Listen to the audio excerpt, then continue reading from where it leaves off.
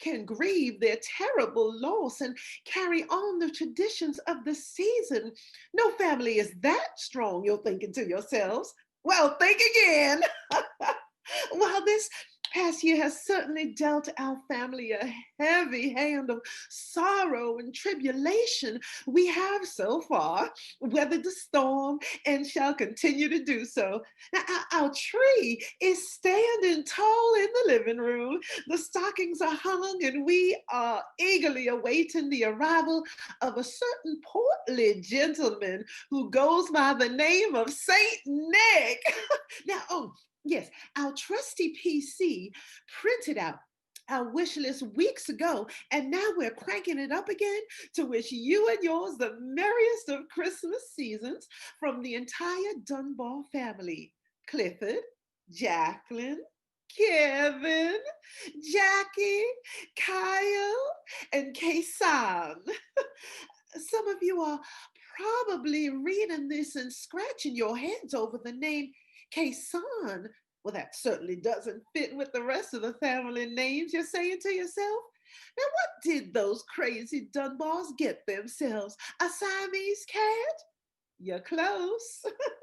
To those of you who live in a cave and haven't heard the news, allow us to introduce Kason Dunbar, who at the age of 22 happens to be the newest member of our family. A surprise? Join the club. Good morning, people, and Merry Christmas. Seeing as your minister, Brother Phil Becky, is running a bit late, I thought I'd take this opportunity to say a few words before he wheels himself in to begin the traditional holiday service. So here I am, folks, filling in for Phil. Pause for laughs. Who is this guy with his hand-tailored Savile Row suit, you're asking yourselves? Those of you with little or no education are no doubt scratching your heads thinking, we ain't never seen him before. How you reckon he keeps his shoes so clean? Now, friends, don't get me wrong. I am not criticizing the way you talk. In fact, I kind of like it. As people, you so-called hillbillies have made a remarkable contribution to the entertainment industry, and I, for one, thank you for that. So who am I? For those of you who don't know me, my name is Jim Timothy, and as you've probably gathered by my full set of God-given teeth, I'm not from around these parts. Now, brothers and sisters, I'm not going to stand up on this pulpit and lie to you. The fact is, I've never been in a church before. I've never preached a sermon in my life. Really haven't been in a church since I married my third wife, a blue-eyed Gila monster named Stephanie Cancard. Seeing as most of you either can't read or don't read the papers, allow me to inform you that Stephanie Cancard and I are no longer an item, a fact for which I regularly get down on my hands and knees and do what you people tend to do, praise the Lord. What troubles me, what strikes me as grossly unfair, is that the divorce granted that man-eating reptile one half of the money I'd earned during our brief and unrewarding union. I don't want to appear ostentatious, but her settlement amounted to a pretty big chunk of change, seeing as I draw an annual salary that would make your heads spin. You see, folks, I work in the television industry. No, I'm not a repairman,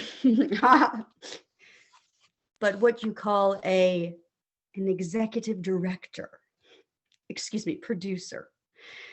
I guess you could call me the guy who makes it all happen. I've never been much for guidebooks.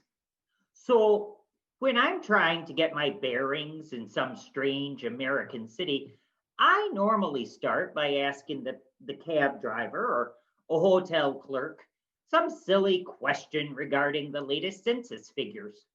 I say silly because I don't really care how many people live in Olympia, Washington, or Columbus, Ohio. I mean, they're nice enough places, but the numbers mean nothing to me.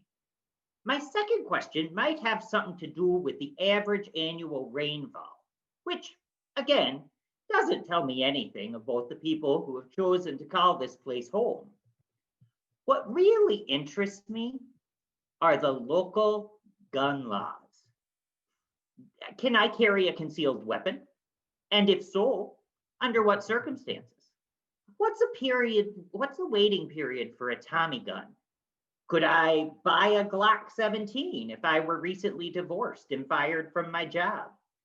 I've learned from experience that it's best to lead into this subject as delicately as possible, especially if you and the local citizen are alone and enclosed in a relatively small area. But bide your time though, and you can walk away with some excellent stories. I've learned, for example, that the blind can legally hunt in both Texas and Michigan. In Texas, they must be accompanied by a sighted companion. But I heard that in Michigan, they're allowed to go it alone, which raises the question, how do they find whatever it is they just shot? In addition to that, how do they get home? Are the Michigan blind allowed to drive as well? I asked, but I ask about gun laws, not because I want one of my own, but because the answers vary so widely from state to state. In a country that's becoming increasingly homogenous, I'm reassured by these last charming touches of regionalism. Firearms aren't really an issue in Europe. So when traveling abroad, my first question usually relates to the barnyard animals.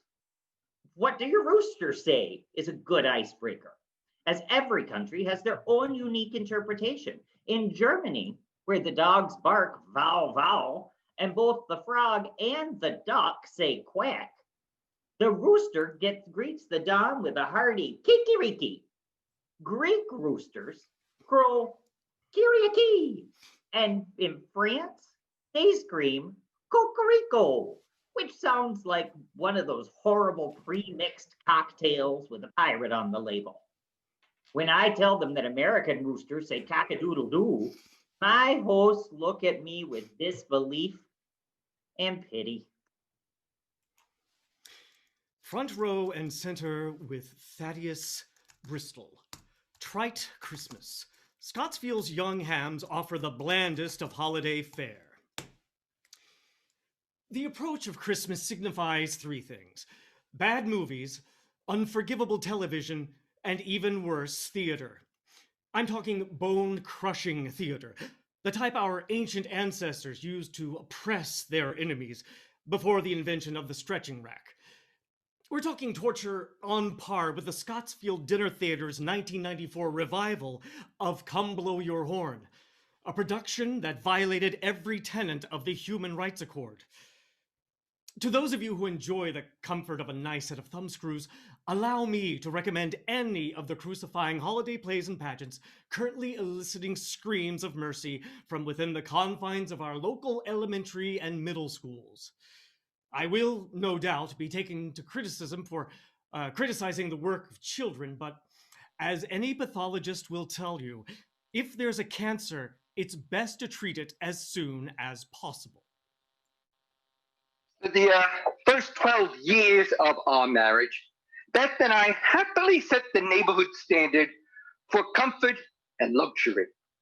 It was an established fact that we were brighter and more successful, but the community seemed to accept our superiority, without much complaint, and life flowed on the way it should.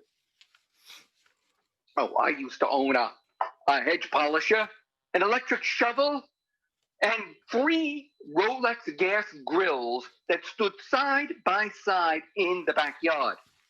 One was for chicken, one was for beef, and the third I had specially equipped to steam those Oriental pancakes we were always so fond of.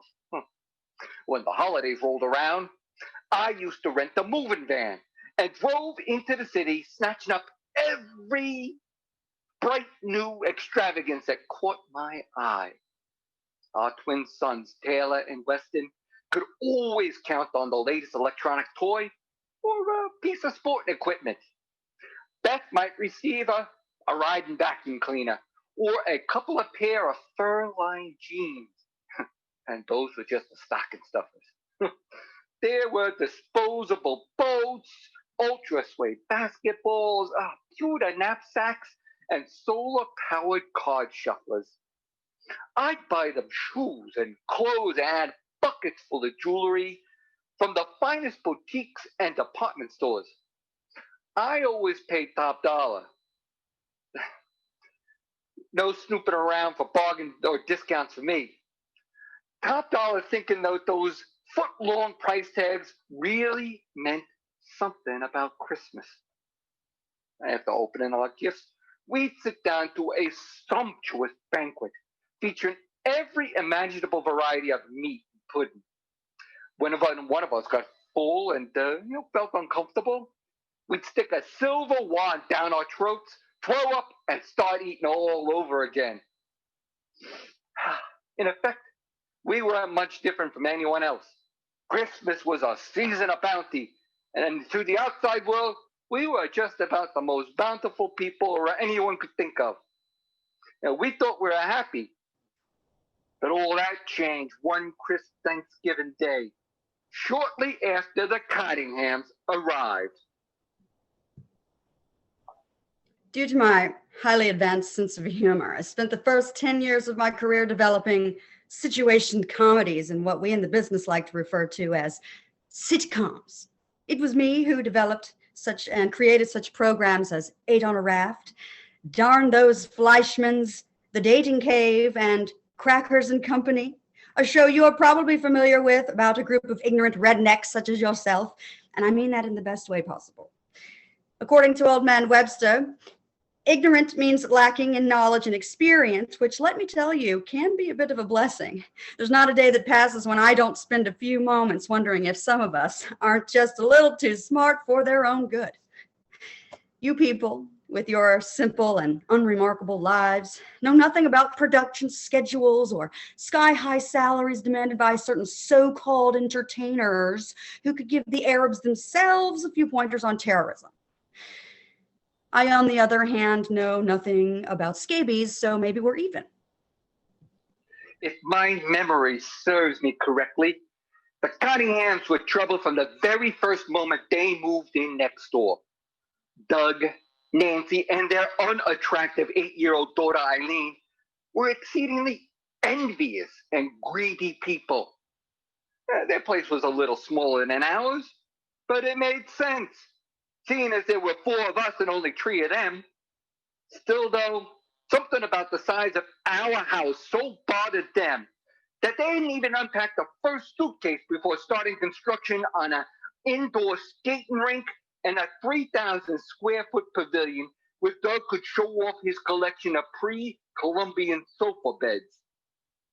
Because we felt like doing so, Beth and I then began construction on an indoor soccer field and a 5,000 square foot rotunda where I could comfortably display my collection of pre-Columbian sofa beds.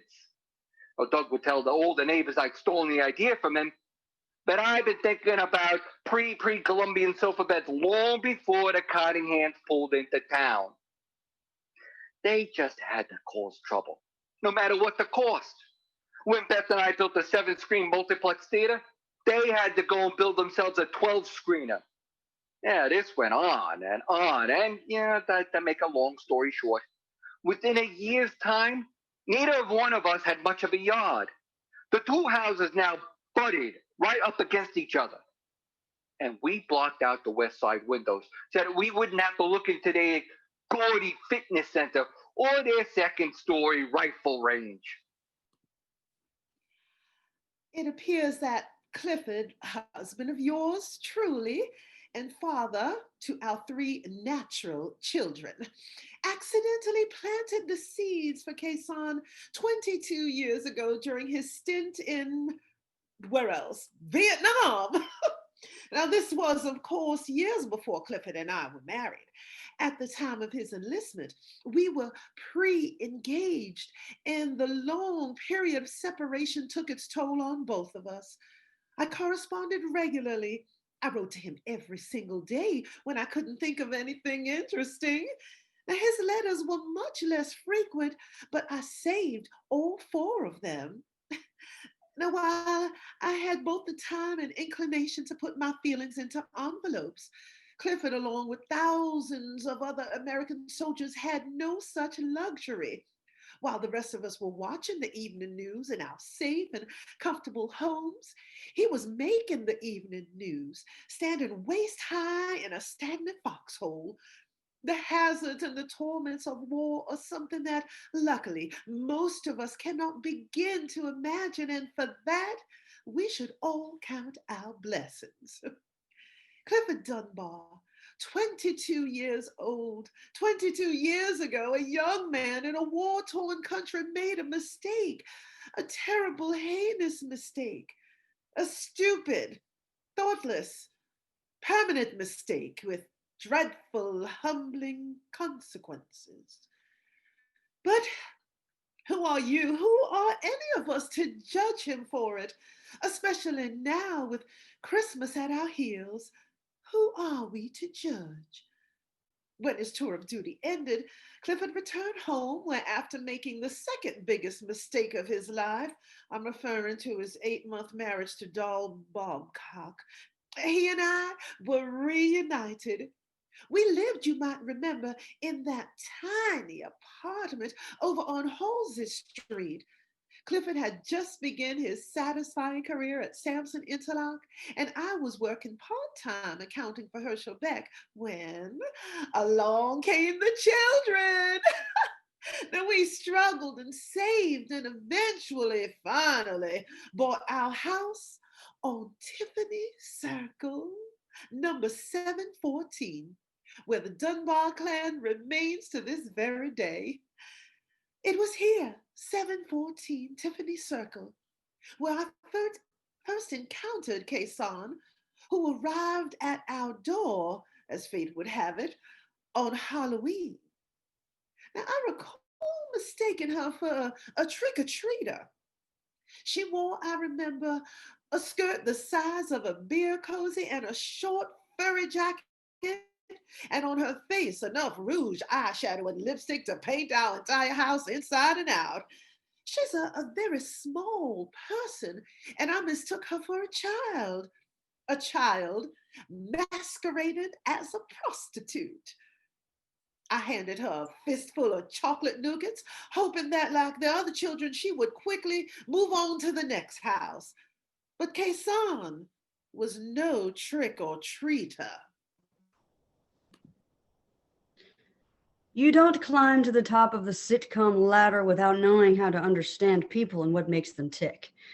I'm not talking about the production assistant tying up the phone lines to weep about her latest abortion. I'm talking about real people with weather-beaten faces and just a little bit of dirt beneath their nails. You have to be able to relate to the little guy, because that's what makes a television program take off and fly. You can have all the gags in the world, but without that little kernel of understanding, you might as well take your project and throw it up on the stage where nobody will ever see it. A wise man once said that in order to communicate, you have to be able to speak in someone else's language. Take me, for instance. Here I've been rattling off terms such as folks and brothers and sisters when I would never, and I mean never, use such language in a more sophisticated setting. But I use it here in this rundown church because in order to communicate, I need to speak your language. I did the same thing during a recent visit to London, where within a course of a single weekend, I found myself using words such as bloody and twopence.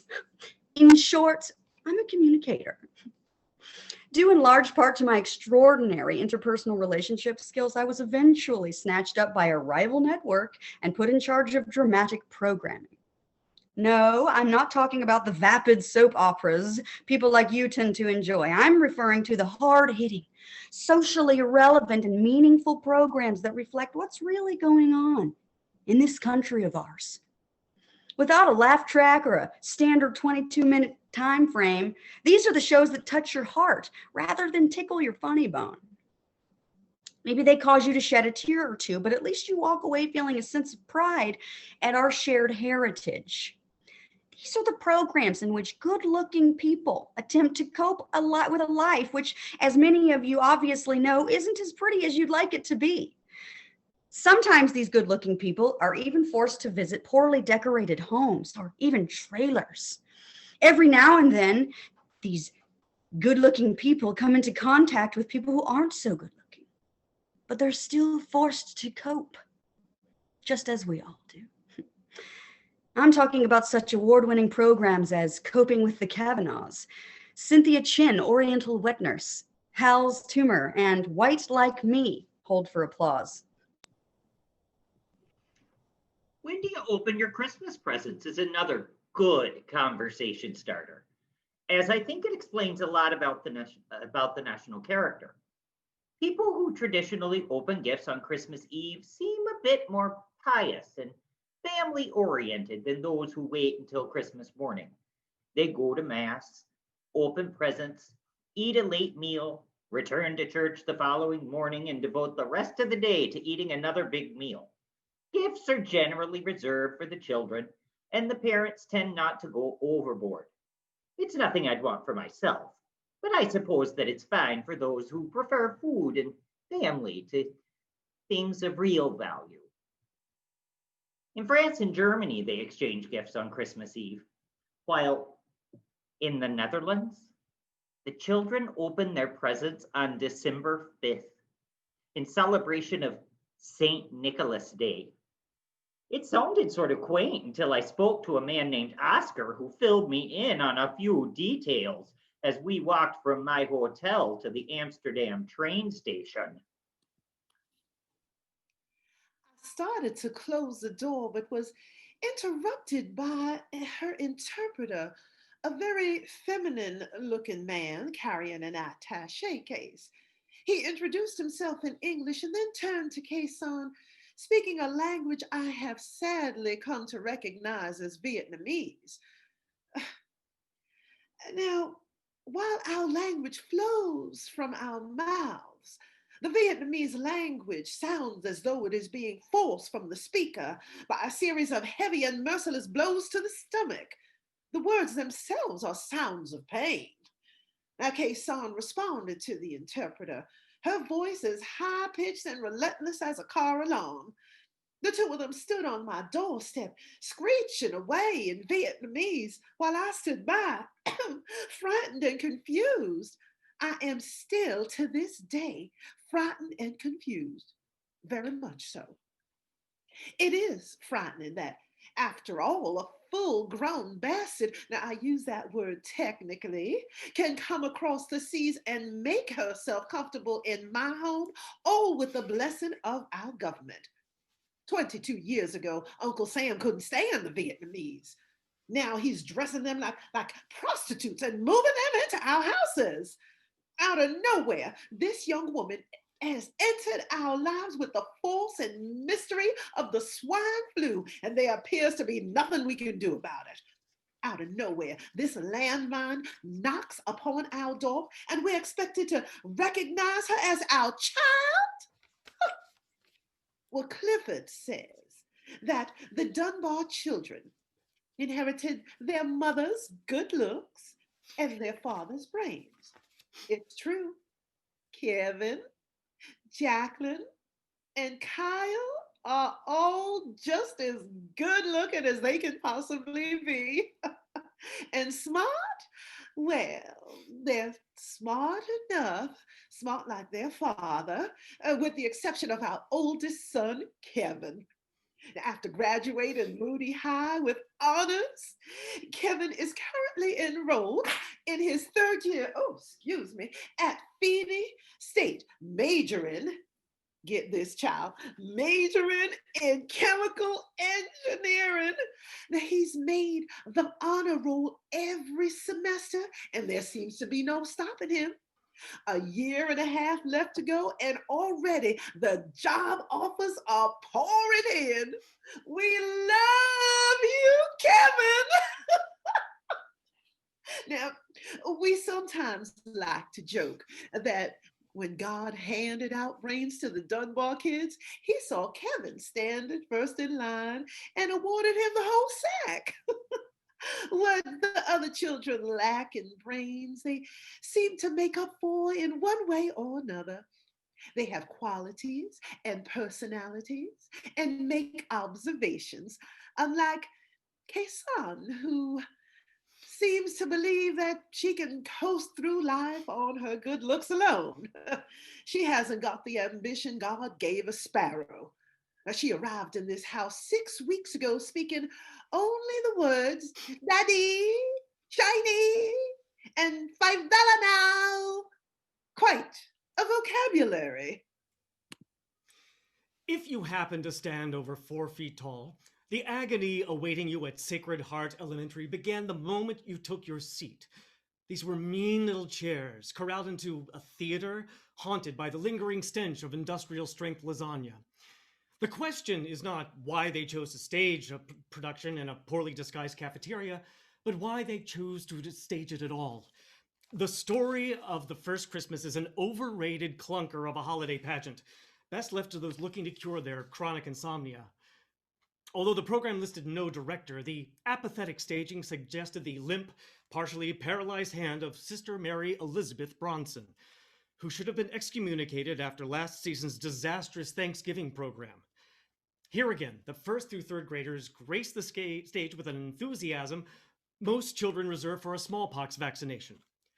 One could hardly blame them for their lack of vitality, as the stingy, uninspired script consists not of springy dialogue, but rather of a deadening series of pronouncements. Mary to Joseph, I am tired. Joseph to Mary, we will rest here for the night. There's no fire, there's no give and take, and the audience soon grows weary of this passionless relationship. Now, while an industrious person might buckle down and seriously study the language of her newly adopted country, Kason appeared to be in no hurry whatsoever. Now, when asked a simple question such as, why don't you go back to where you came from? She would touch my hand and launch into a spasm of Vietnamese drivel, as if I were the outsider expected to learn her language. We were visited several times by Lonnie Tippett, that interpreter, that man who accompanied Kason on her first visit. Now, Mr. Tippett seemed to feel that the Dunbar door was open for him any time, day or night. Now, he dropped by most often during the dinner hours and between the helpings of my home cooked meals, thank you very much, touch base with his friend, Kason. I don't think she's getting enough exposure to the community, he would say. Why don't you start taking her around town to church gatherings and local events? Well, that was easy for him to say. I told him, I said, you try taking a girl in a halter top to a confirmation meeting.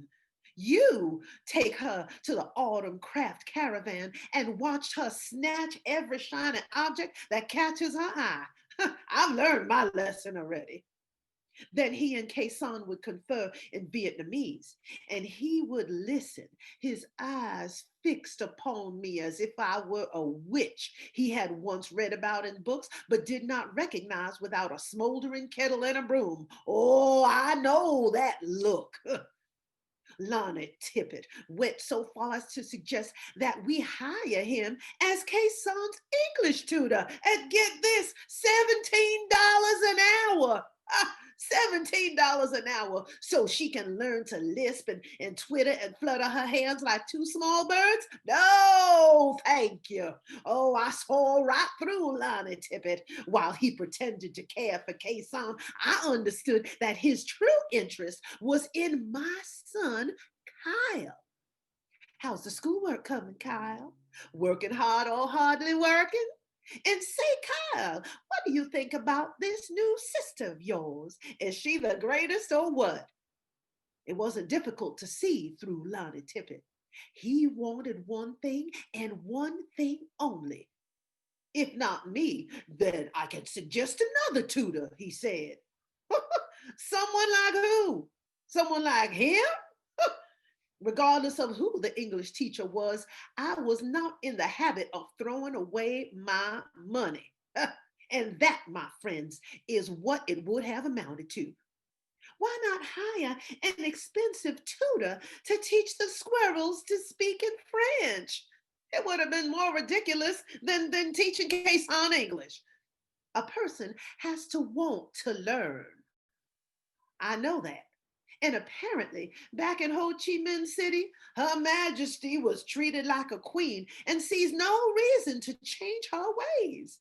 Her Highness rises around noon, wolfs down a fish or two, oh, she eats just fish and chicken breast, and settles herself before the makeup mirror, waiting for her father to return home from work.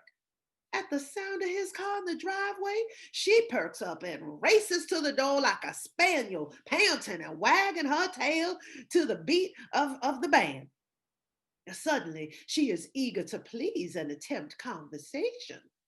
Well, I don't know how they behave in Vietnam, but in the United States, it is not customary for a half-dressed daughter to offer her father a $5 massage.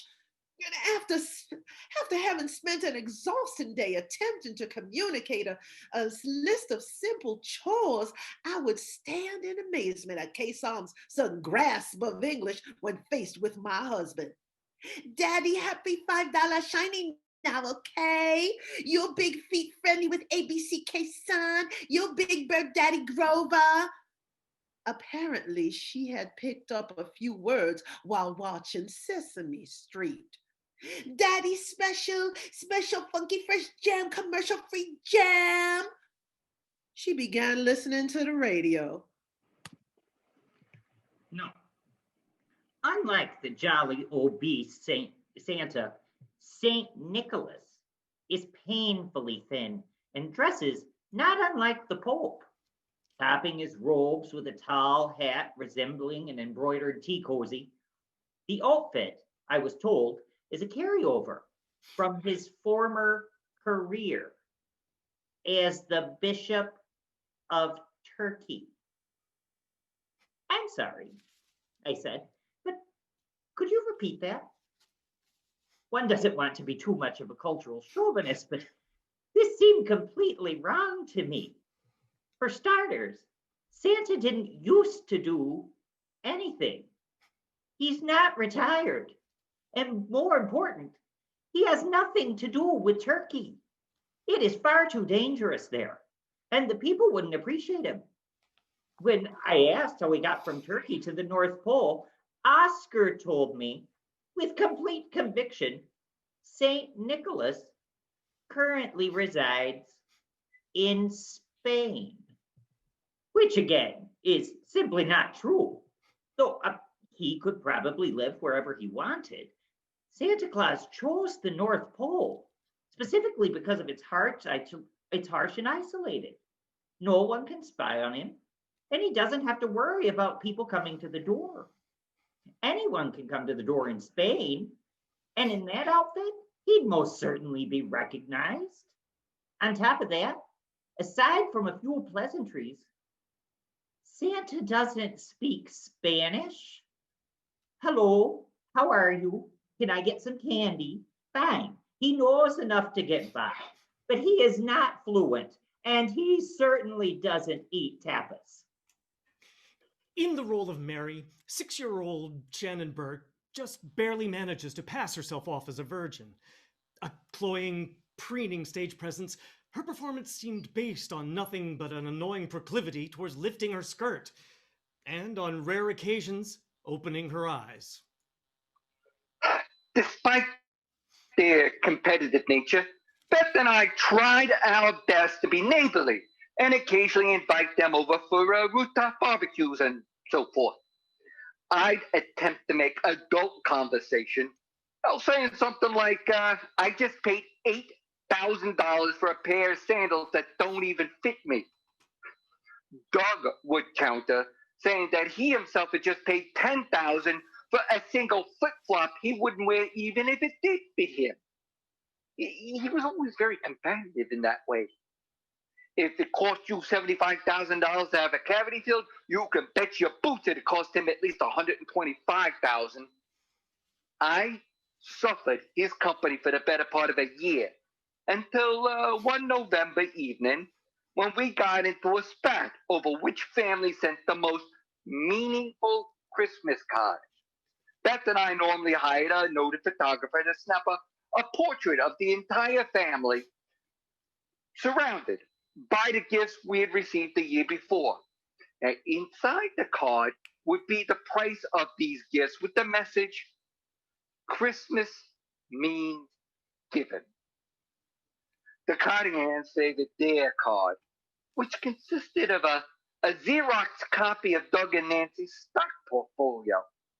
I said that while it was all very well and good to have money, their card said nothing about the way they spent money. Like our card said, Christmas means giving.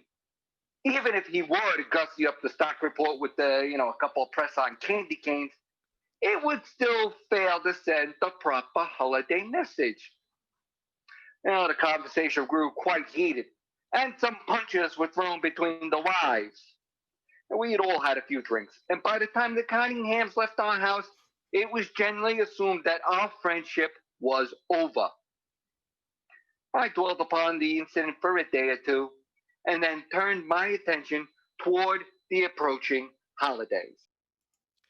As Joseph, second grade student Douglas Trezare needed to be reminded that although his character did not technically impregnate the Virgin Mother, he should at least behave as if he were capable of doing so. Stand in any one place too long and a person is bound to get itchy feet. I found my voice with situation comedies, proved myself with dramas, and felt it was time to move to the rating boosters we like to call miniseries. I'm sure at least a few of you are familiar with the concept. They're called mini when, in fact, they tend to be much longer than a standard movie you'd see at the local theater. Part of this is due to the commercials, but it's also our chance to dig our heels in and get the real meat of the story. Sometimes these programs are based on the novels within or written by many of your favorite authors, such as James Chutney and Jocelyn Hershey Guest. I like to think we did a real justice to Olivia Hightop's Midnight's Cousin and E. Thomas Wallop's searing historical saga, The Business End of the Stick.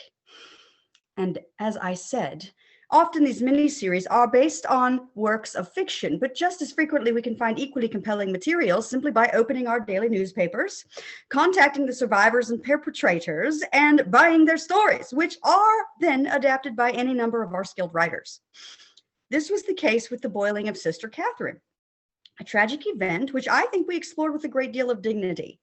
Seeing as the nun in question was no longer with us, we bought the rights from the McCracken twins, who, regardless of their guilt or innocence, were an invaluable help to our writers, whose motto is, it's always important to present at least one side of the story. We recently aired another heartbreaking true life drama, this one based upon a single mother forced to drown her own children, driving them into a lake in a desperate attempt to hold on to her handsome new boyfriend. Sunroof optional. Touched a lot of nerves, and I was proud to be a part of it.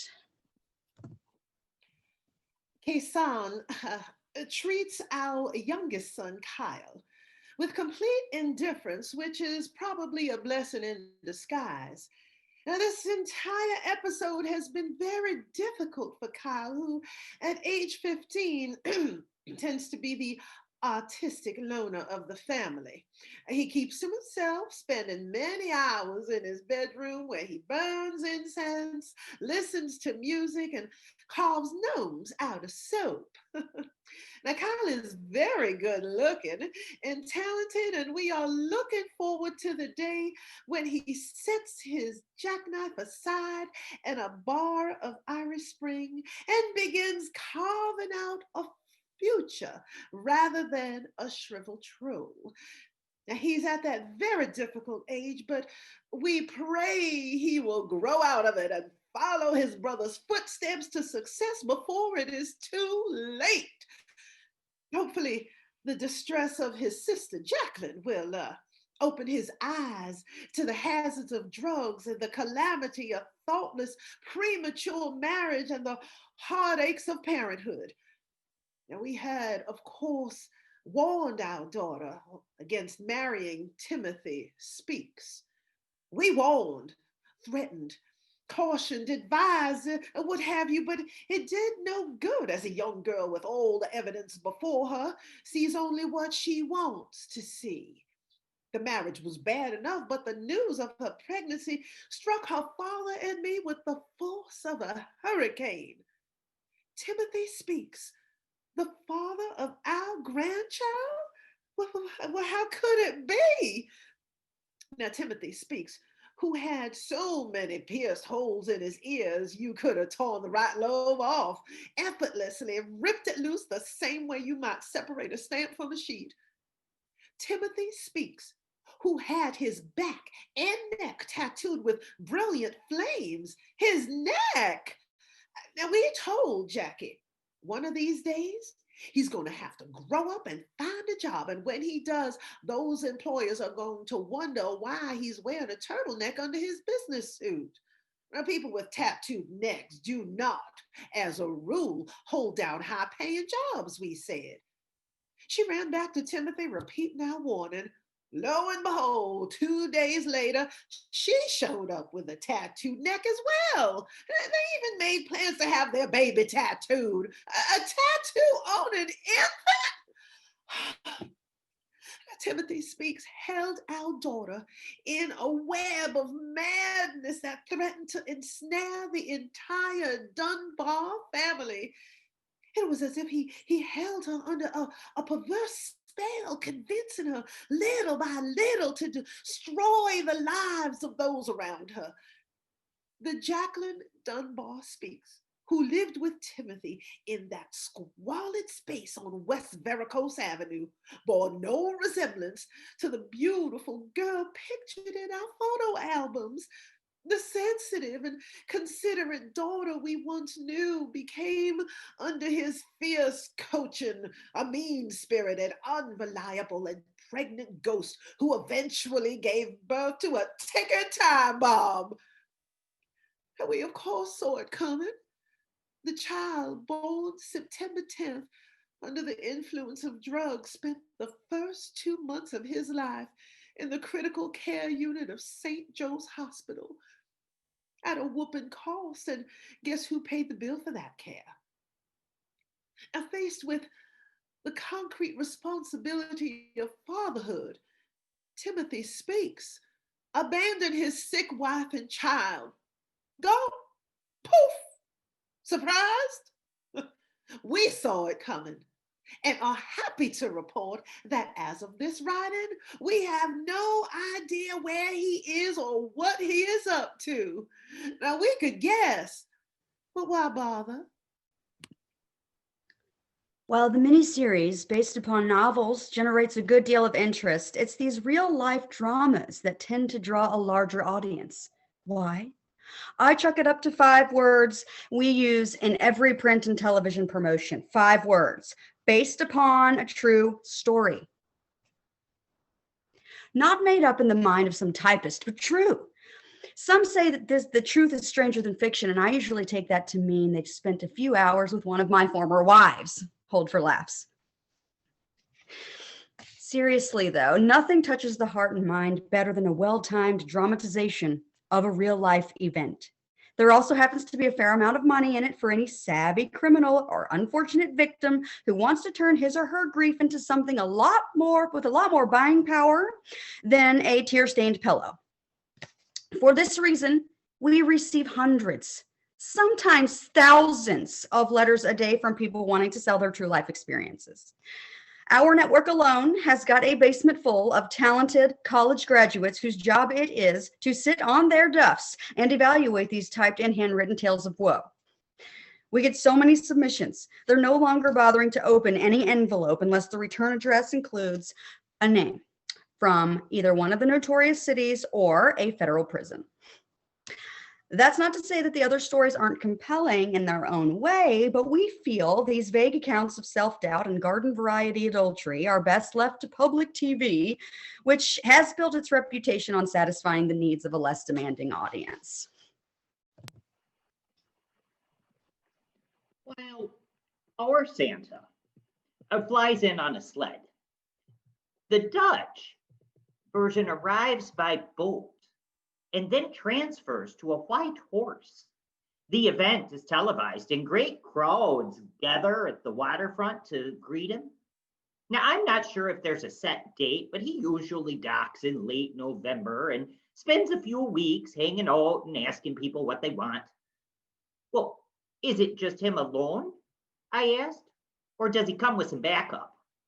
Well, Oscar's English was close to perfect, but he seemed thrown by this term normally reserved for police reinforcement. Helpers, I said. Does he have any elves? No. Maybe I'm overly sensitive. But I couldn't help but feel personally insulted when Oscar denounced the very idea as grotesque and unrealistic. Elves, he said, they're just so silly. The words silly and unrealistic were redefined when I learned that St. Nicholas travels with what is consistently described as 6 to 8 black men. I asked several Dutch people to narrow it down, but none of them could give me an exact number, which was always 6 to 8, which seems strange seeing that they've had hundreds of years to get an accurate head count. We had just finished another gut-busting Thanksgiving dinner, and Beth, the boys, and I were watching a bullfight on TV. Yeah, we could watch whatever we wanted to back then, because we still had our satellite dish. Juan Carlos Ponce de Velasquez had just been gored something fierce, and we were all acting pretty excited about it when the doorbell rang. I figured one of the boys had ordered a pizza and opened the door, surprised to find a foul-smelling beggar. He was a thin, barefooted man with pepperoni-sized scabs on his legs and an unkempt beard smeared with several different varieties of jam. Now, I sensed it was the jam we'd thrown out in the garbage the night before, and one look at our overturned trash cans told me I was right. Now, this had me pretty ticked off. But before I could say anything about it, the old bum pulled out a coffee mug and started whining for money. And when Beth asked who was at the door, I called out Code Blue, which was our signal back then that one of us should release the hounds. We had two of them, big Dobermans named Butterscotch and Mr. Lewis. Beth tried to summon them from the dining room, but, having gorged themselves on turkey and stuffing, it was all they could do to lift up their heads and vomit. Now, seeing as they were laid up, I got down on my hands and knees and bit the guy myself. Well, maybe it was the bullfight, but whatever reason, I had a sudden taste for blood. My teeth barely broke the skin before that, and it was all it took before that old coot started hobbling over to the Cunningham's place. I watched him pound upon their door, knowing full well what would happen when he told competitive Doug Copycat that I'd given him one measly bite on the calf. Now, Beth called me into the house for one reason or another, and when I returned to the door, a few minutes later, I saw Helvetica, the Cunningham's maid, taking a photograph of Doug, Nancy, and Eileen, handing the tramp a $1 bill. See, I knew something was up. And sure enough, 2 weeks later, I came to find that exact same snapshot on the Cunningham's Christmas card, along with the words, Christmas means given. That had been our slogan, and here he'd stolen it, twisting the message in an attempt to make us appear selfish. It had never been our way to give to others. But I began having second thoughts when I noticed the phenomenal response that Cunninghams all received on the basis of their Christmas card. Suddenly, they were all anyone was talking about. Yeah, walk into any holiday party and you'd hear, "Did you see it? I think it's positively enchanting. Here these people donating money to an absolute stranger. Can you beat that? A whole dollar they gave to this vagrant person with absolutely nothing to his name. If you ask me, those Cunninghams are a couple of very brave and generous people." Eh. We have all read the studies and understand that a drug addicted baby faces a difficult battle in terms of living a normal life. Now, this child, having been given the legal name Satan Speaks, would, we felt, have a harder time than most. We were lucky enough to get Jackie into a fine treatment center on the condition that the child remain here with us, until which time, if ever, she is able to assume responsibility for him. Now, the child arrived at our home on November 10th, and shortly thereafter, following her initial withdrawal, Jackie granted us permission to address it as Don. Don, a nice, simple name. Now, the name change enabled us to look upon the baby without having to consider the terrible specter of his father, Timothy Speaks. It made a difference, believe me. And now, while I could not describe him as being a normal baby, taking care of young Don gave me a great deal of pleasure. Terribly insistent, prone to hideous rashes, a 24-hour round-the-clock screamer, he was our grandchild and we loved him. Knowing that he would physically grow to adulthood while maintaining the attention span of a common housefly did not in the least diminish our feelings for him. Now, Clifford would sometimes joke that Don was a crack baby because he woke us up at the crack of dawn. Now, I would then take the opportunity to mention that Kay-san was something of a crack baby herself, wandering around our house all hours of the day and night, wearing nothing but a pair of hot pants and glorified sports bras. Now, most nights, the dinner time napkin in her lap provided more coverage than she was accustomed to. Now, Clifford suggested that I buy her a few decent dresses and a couple of pair of jeans, and I tried, oh, how I tried. I sat with her, leafing through catalogs and watched as she poured the expensive designer outfits. I walked her through Cutthroats and Discount Plus and watched as she turned up her nose at their sensibly priced clothing. I don't know about you, but in this family, the children are rewarded for hard work. Call me old fashioned, but if you want a $50 sweater, you have to prove that you deserve it. If I'd said it once, I said it 1,000 times. A family is not a charitable organization. Kay-san wanted something for nothing. And I buttoned my purse and said the most difficult word a parent can say. No! I made her several outfits, sewed them with my own hands, 2 floor-length dresses, beautiful burlap dresses. But did she wear them? Of course not.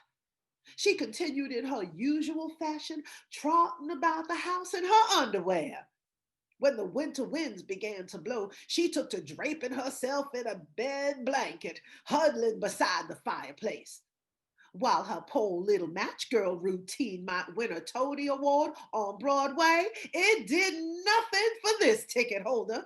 And she carried on, following at Clifford's heels until Thanksgiving Day, when she was introduced to our son Kevin, home for the holiday. One look at Kevin, and it was Clifford, Clifford who, as far as Kay-san was concerned. One look at our handsome son, and the shivering victim dropped her blanket and showed her true colors. It is a fact that she appeared at our Thanksgiving table wearing nothing but a string bikini. Now, in my house, said yours truly.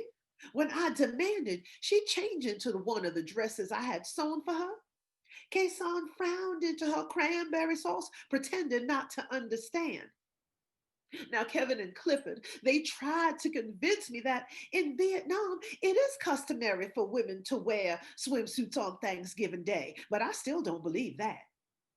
Since when do the Vietnamese observe Thanksgiving? What do these people have to be thankful for? She ruined our holiday dinner with her giggling, coy games. She sat beside Kevin until, insisting she had seen a spider in her chair, she moved into his lap. You no funky Master Jam party, McSilly French spider, $5 big bird. Yes, Mr. Timothy, that's all very interesting. But what does it have to do with Christmas and wearing the HE double toothpicks as brother Phil Becky? I'm getting to that. As I've explained, we've got our dramas, we've got our mini-series, and then, ever mindful of the calendar, we've also got our holiday specials. You've no doubt seen or heard of them. Vince Flatwood's Christmas in Cambodia, or Christmas Rappin' with extraneous BVD and the Skeleton Crew. I could go on and on. And then there are the long-time honored animated classics we'll continue to broadcast as long as the toy manufacturers feel a need to advertise the latest video game or lifelike doll that defecates edible figs. I'm not putting these programs down because they all fill their niche, but every now and then, and it's rare, once every blue moon we come upon a marriage of the True Life miniseries and the holiday special. And that is what we in the television industry like to call art. Our viewers saw art last Easter with the two-part Somebody's on My Cross, and then they saw it again in A Wishbone for Little Sleepy, in which a hardened gang member carjacks two Dutch tourists so that he can spend Thanksgiving on his grandfather's turkey farm. Both these programs won Emmy Awards on the basis of their hard-hitting portrayal of typical American life. They showed a different side of the coin from your standard, I call the drumstick, or Santa needs a hand and I'm just the guy to help out type of thing.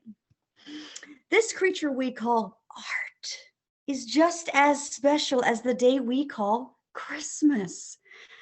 And you people wouldn't be sitting here if you didn't agree with me. Because Christmas isn't some meaningless postal holiday devoted to the memory of this African American or that guy who got a few boats together and accidentally discovered America. Christmas is about sharing. We take what we have and we portion it out to the people who matter in our lives, be they a family member or just some second string joke writer we drew at a Secret Santa. The point is, we give and we take. It's the oldest story in the book. And that's what brings me here to you very special people on this frigid Christmas morning.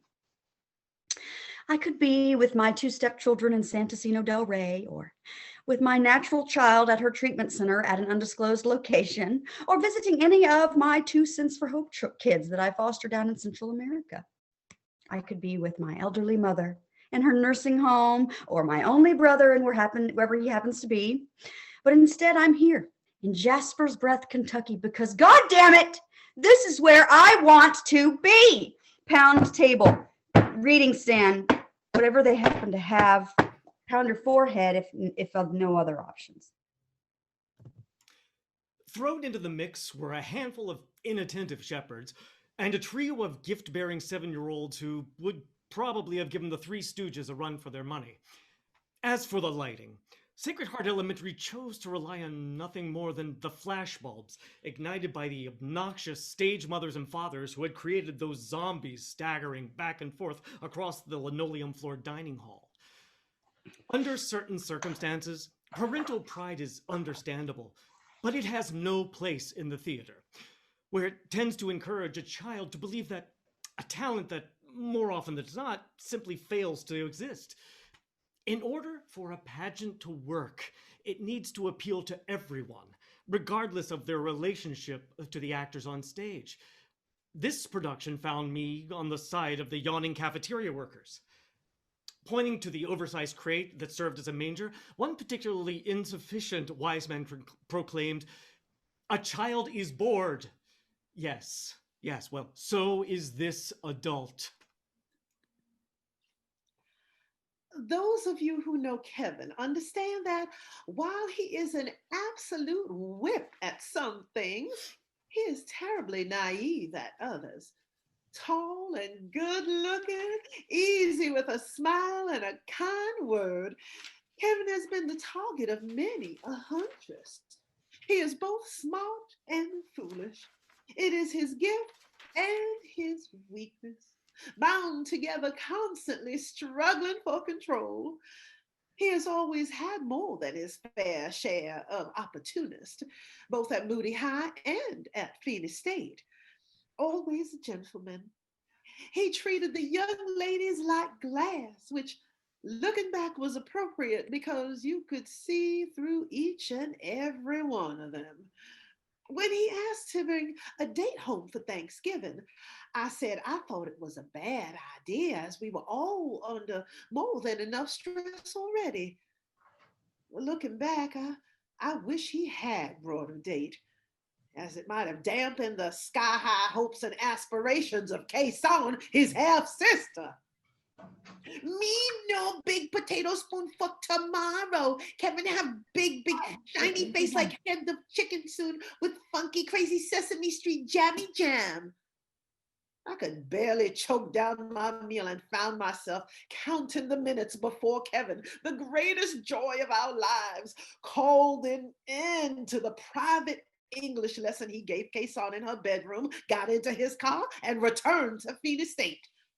As I mentioned before, Kevin has always been a very caring person and always going out of his way to lend a hand or comfort a stranger.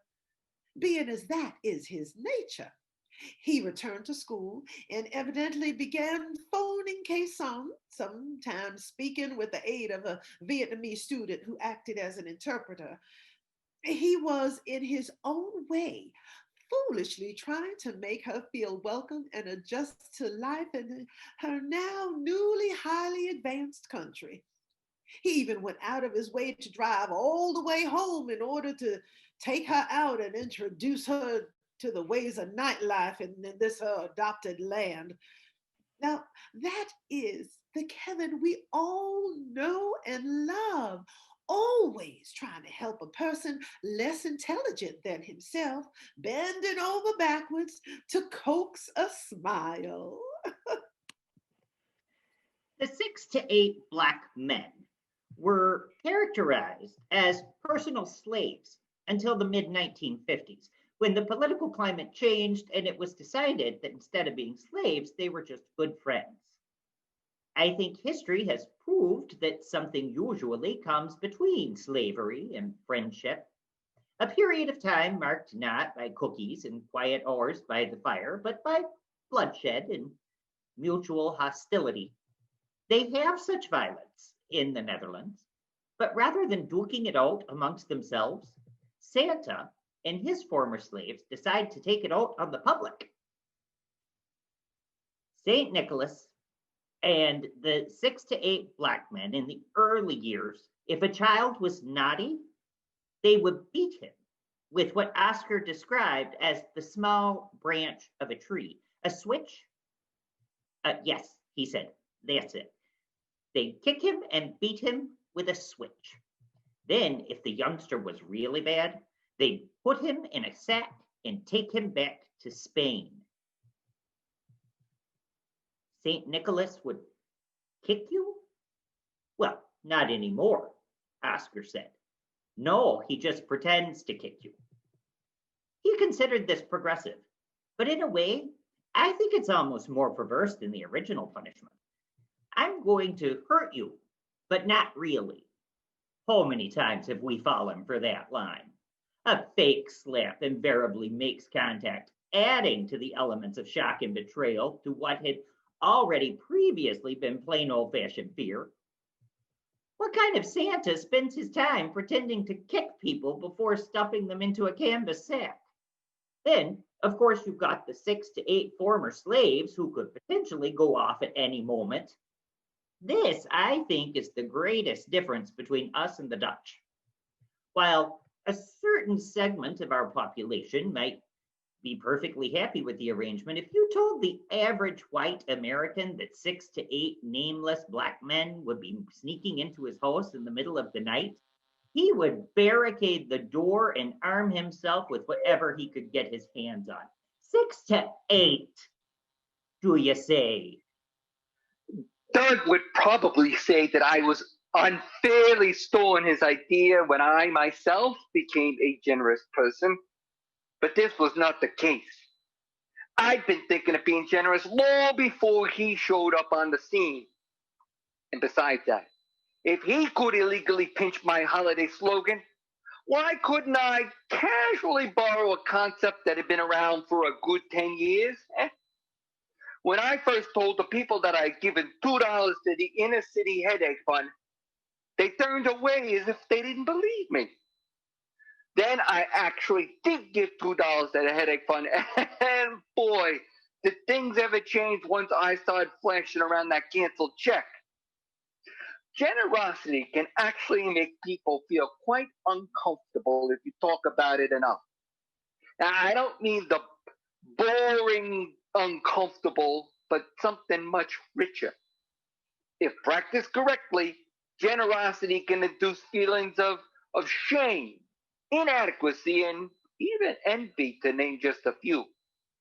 The most important thing is to keep some written or visual proof of your donation.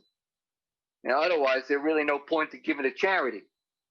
Now, Doug Cottingham would say I took that line for him, but I'm pretty sure I read it in a tax manual.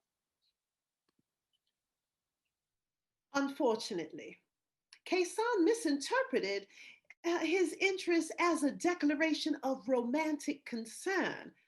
She took to manning the telephone 24 hours a day, hovering above it and regarding it as if it were some living creature. Wherever, whenever, God forbid, someone called Clifford, Kyle, or me, she would simply hang up. How's that for an answering service?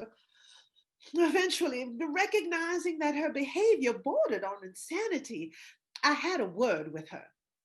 He's not for you, I yelled. I've been criticized for yelling, told that it doesn't serve any real purpose when speaking to a foreigner, but at least it gets their attention. He's my son in college, my son on the dean's list, not for you. She was perched beside the telephone with a curling iron in her hand. At the sound of my voice, she instinctively turned her attention elsewhere. Both my son and my husband are off limits as far as you're concerned. You understand? They are each related to you in one way or another. And that makes it wrong. Automatically wrong. Bad, bad, wrong. And bad together for the Kaysan. To be with Jocelyn's son or husband. Bad and wrong. Do you understand what I'm saying now? She looked up for a moment or two before returning to the electrical cord. Oh. I gave up. Trying to explain moral principles to Kaysan was like reviewing a standard 1040 tax form with a house cat. And she understands only what she chooses to understand. Say the word shopping, and quicker than you can blink, she's sitting in the front seat of the car. Try a more complicated word, such as sweep or iron, and she shrugs her shoulders and retreats to the bedroom. Vacuum, I would say. Vacuum the carpet. In response, she would jangle her bracelet or observe her fingernails. In a desperate attempt to make myself understood, I would pull out the vacuum cleaner and then I would demonstrate to her. Look at Jocelyn. Jocelyn vacuums the carpet. La la la la la la. It is much fun to vacuum. It is an enjoyment and a pleasure to clean my house with a vacuum. La la la la la la la. I tried to convey it was a rewarding exercise, but by the time I finally sparked her interest, I was finished with the job. Now, as I said earlier, Kay-san understands only what she wants to understand. And looking back, I suppose I had no valid reason to trust her sudden willingness to lend a hand.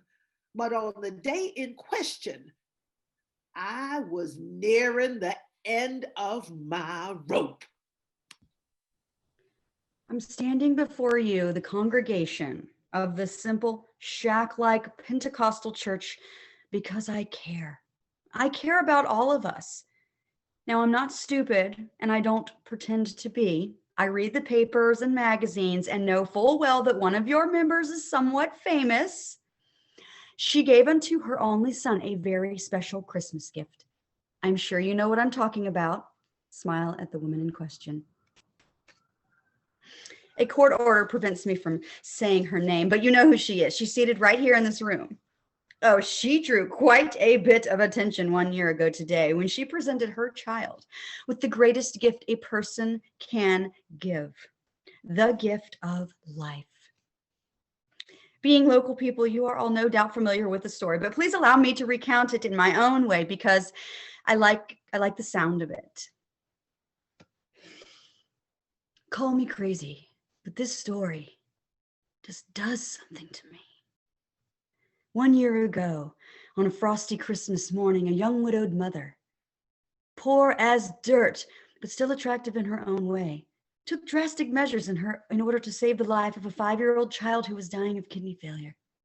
She had no health insurance or dialysis machine, but she did have a heavy Bible, which she used to whack the boy against the back of the head, knocking him out in order to spare him the pain that would follow. She took a rusty penknife and a simple dime store sewing kit. The young woman proceeded to remove one of her kidneys and successfully transplant the vital organ into her son's vulnerable body. She did this with no prior experience, completely ignorant of even the simplest of medical procedures. The child had a different blood type, and the kidney was too large for his body, but still the organ took, defying all laws of science. This operation was performed not in a sterile surgical environment, but in a dark and dingy barn, not unlike a manger. There was manure in that barn. There were spiders and fleas, but still the transplant was a success. The boy awoke and shortly afterwards was noticed playing happily in the bramble-filled ditch which constituted his front yard. A neighbor contacted the authorities, who were understandably stunned and baffled by the child's complete recovery. When asked how she had managed to perform such complex and delicate surgery, the ignorant young woman simply said, "I done it with the help of the Lord." We were approaching Christmas, December 16th, when I made the thoughtless mistake of asking her to watch the child while I ran some errands. And with a needy, shriveled newborn baby, a teenage son, and a 22-year-old half-dressed stepdaughter in my house, my hands were full from one moment to the next, 28 hours a day. It was 9 days before Christmas, and busy as I was, I hadn't bought a single gift. Santa, where are you? Now, on that afternoon, Kyle was in school, Clifford was at the office, and Kay-san was seated beside the telephone, picking at a leftover baked fish with her bare hands. Watch the baby, I said. Watch Don, the baby, while I go out. She considered her greasy fingers. You watch baby Don while Jocelyn goes shopping for special present for the Quezon, I said. Ho, ho, ho. Special Christmas for the Quezon. Ho, ho. At the mention of the word shopping, she perked up and gave me her full attention. Having heard the radio and watched TV, she understood Christmas as an opportunity to receive gifts and was in the habit of poring over the mail order catalogs and expressing her desires with the words, ha, ha, ha. I clearly remember my choice of words on that cold and cloudy December afternoon. I did not say babysit, fearing that she might take my word literally and sit upon the baby. Watch the baby, I said to the 22-year-old adult on the afternoon of December 16th. Watch the baby, I said, as we climbed the stairs toward the bedroom that she and Don shared.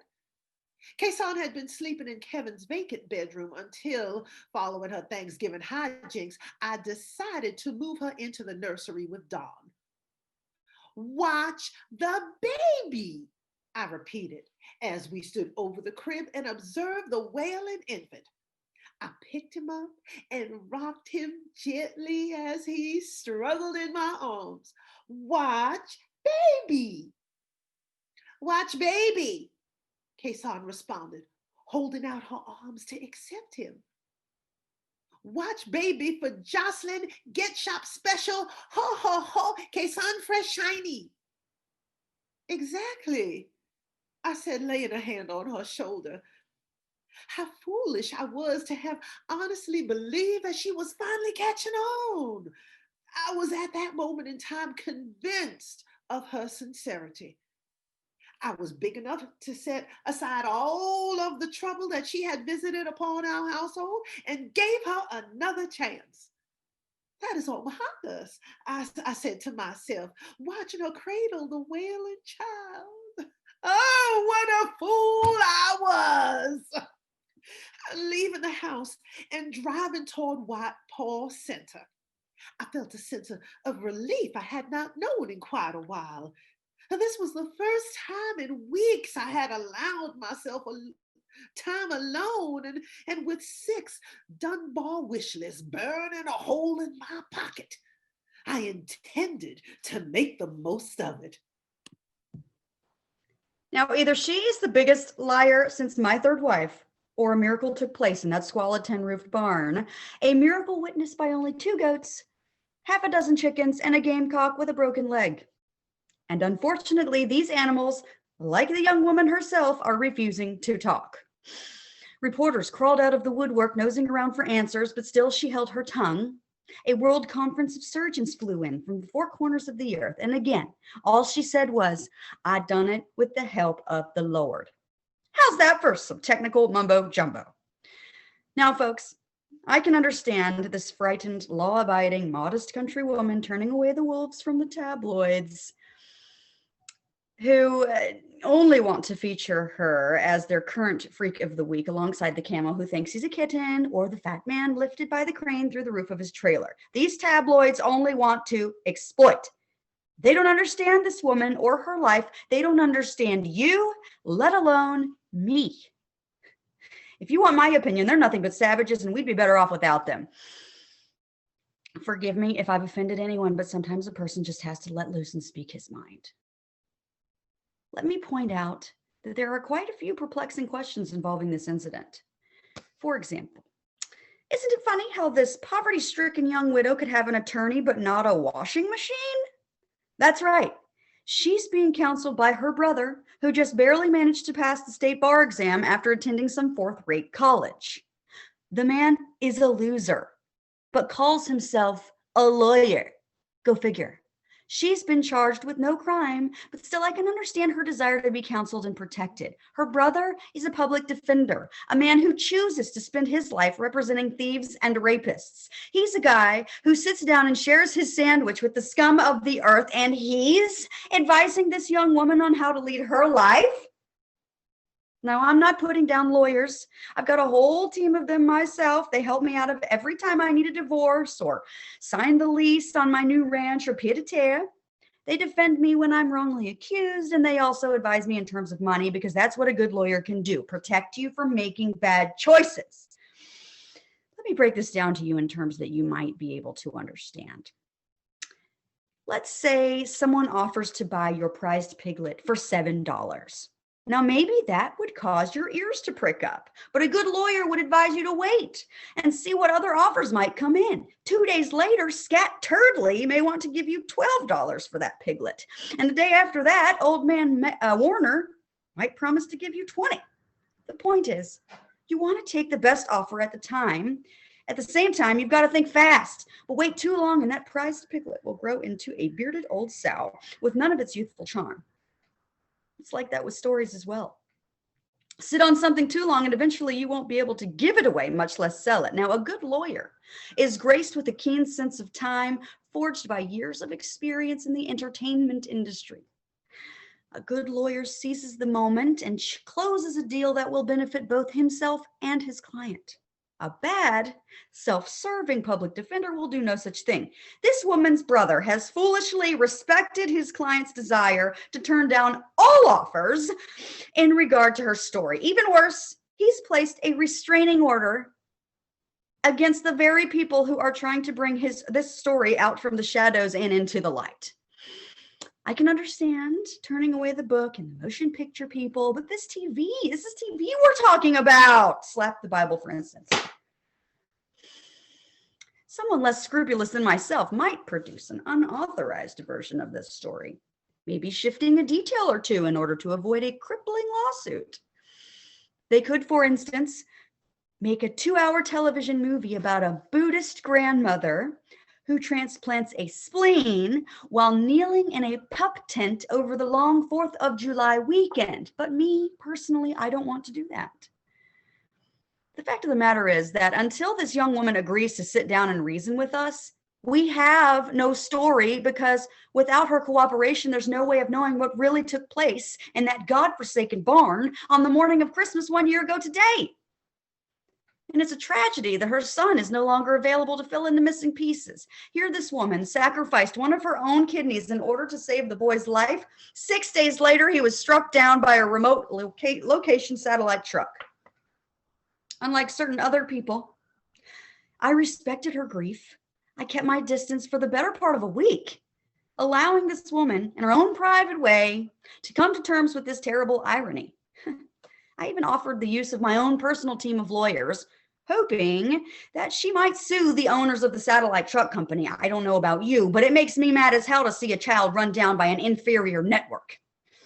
Speaking through her brother, the young woman declined to initiate a lawsuit or even to press charges.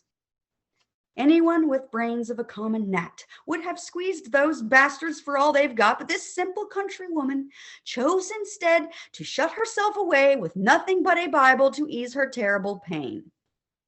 It was her right to decide against a lawsuit, but to turn down my generous offer to dramatize her story as an act that borders on madness.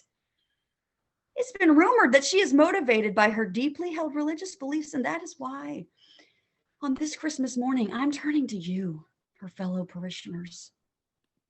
I can't account for every moment of my afternoon. Never did it occur to me that I would one day be called upon to do that. But that being the case, I will report what I remember. I can comfortably testify that on the afternoon of December 16th, I visited the White Paw Shopping Center, where I spent a brief moment of time in the slack heap searching for a gift for Kyle. I found what he wanted, but not in his size. I then left the slack heap and walked over to blank and blank blank, where I bought a blank for my daughter, Jackie. I'm not going to ruin anyone's Christmas surprises here. Now, why should I? I stuck my head inside Turtleneck Crossing and searched for candles at Wax and Wayne. I bought a gift card for Clifford at Blank, and I suppose I browsed. Now, there are close to 100 shops at the White Paw Center, and you'll have to forgive me if I can't provide a detailed list of how long I spent in either this or that store. I shopped until I grew weary of the time, and on the way home, I stopped at the food carnival and bought a few items, and it was getting dark, perhaps 4:30, when I pulled into the driveway of our home on Tiffany Circle. I collected my packages from the car and entered my home, where I was immediately struck by the eerie silence. This doesn't feel right to me, I remember saying to myself. It was an intuition, a mother's intuition, that unexplainable language of the senses. I laid down my bags and was startled by the sound they made, the crisp noise of paper bags settling against the floor. The problem was that I could hear the sound at all. Normally, I would have heard nothing over the chronic bleeding of baby Dawn and the incessant blaring of the radio by Kason. Something is wrong, I said to myself. Something is terribly, terribly wrong. 10-year-old Charles St. Clair showed great promise with last year's Silent Falls the Snow. Now he's returned to the holiday well and, finding it empty, presents us with the rust bucket entitled A Reindeer's Gift, currently running at Scottsfield Elementary. The story's sentimentality is matched only by its predictability, and the dialogue fills the auditorium like an unrefrigerated boxcar of month-old steaks. The plot, if I may use that word so loosely, involves a boy named Jeremy, Billy Squires, who waits beside the family hearth for guess who. When Santa eventually arrives, he chows down on a few cookies and presents our hero with a stack of high-tech treasures. But Jeremy doesn't want gadgetry, he wants a reindeer. Strong-armed into submission, Santa agrees to leave behind his old warhorse Blitzen, played by a lumbering, disobedient Great Dane the program lists as Marmaduke II. Left alone with his rowdy charge, Jeremy struggles with his pea-sized conscience, finally realizing that maybe it's wrong to keep a reindeer cooped up in the storage space above his stepfather's den.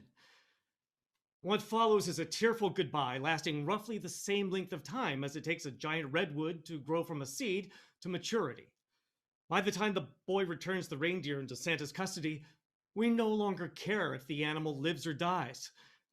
I was just happy that he was rushed off stage before his digestive system processed and voided the 18 pounds of popcorn it took to keep the great beast from wandering off before his cue. At the risk of spoiling things for any of our imbecilic theatergoers, allow me to reveal that the entire reindeer Santa encounter was nothing more than a dream. Our hero awakes, full of Christmas spunk, and a lesson is learned, blah, blah, blah, blah, blah.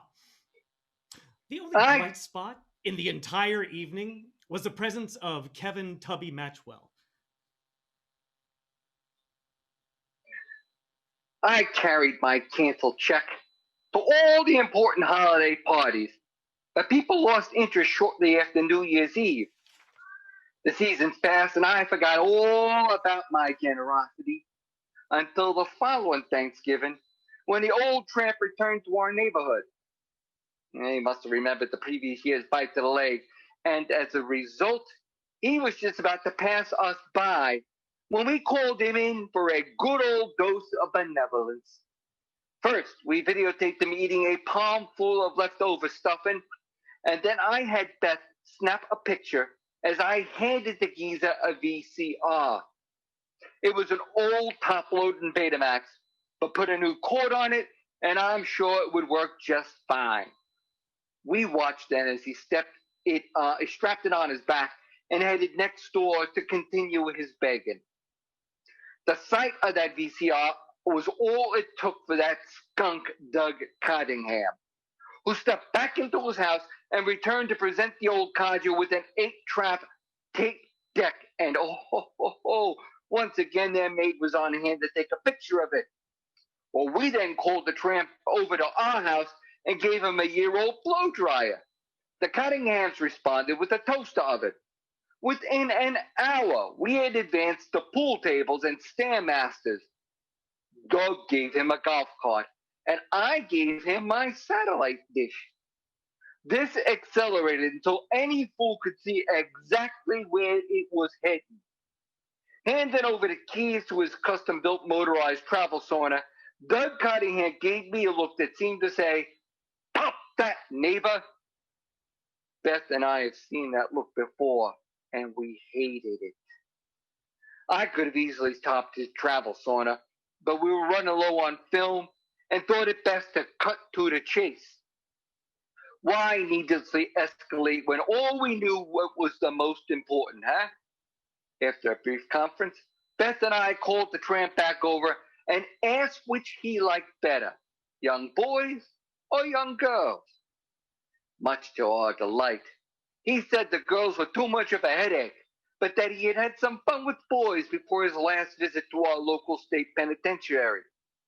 That said, we gave him our 10-year-old sons, Taylor and Weston. Top that, neighbor! You should have seen the look on Doug Cottingham's face. That year's Christmas card was the most meaningful to date.